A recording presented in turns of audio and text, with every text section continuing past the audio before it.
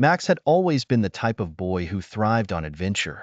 Each day after school, while his friends rushed home to their video games, he'd explore the nearby woods or attempt to build the perfect treehouse.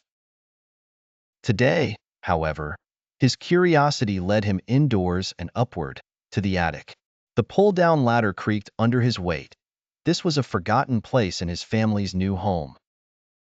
Max had pleaded with his parents to let him explore, and they reluctantly agreed, his father reminding him to be careful at least 5 times. With wide eyes filled with excitement, Max reached the top of the ladder and pulled himself into the attic. Dust swirled around his flashlight beam, making the air seem thick and ancient. Eerie shadows danced on the walls as the narrow beam of light moved from one old trunk to another. Cobwebs hung like ghostly curtains over a dusty mirror and a forgotten rocking chair. The air had a musty, almost sweet scent of decay and memories long since forgotten. Max's heart raced with a mixture of fear and excitement. As he moved cautiously through the space, each step bringing a small puff of dust from the wooden floorboards, he imagined what kinds of treasures might be hidden here.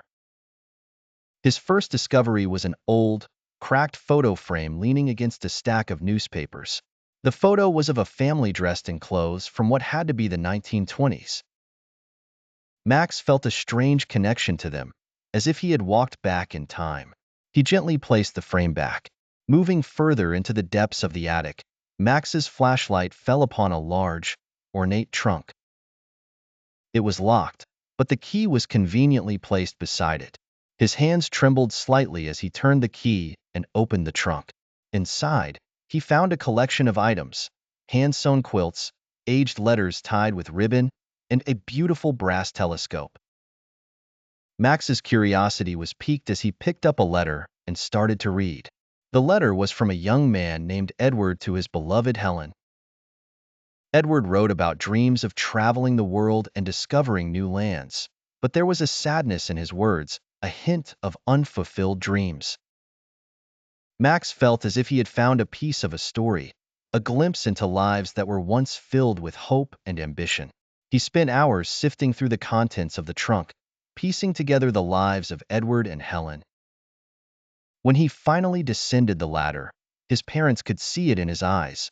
Max had discovered something special that day. He had found a story, a mystery, and perhaps a kindred spirit in the attic. And he knew he'd be back to explore more.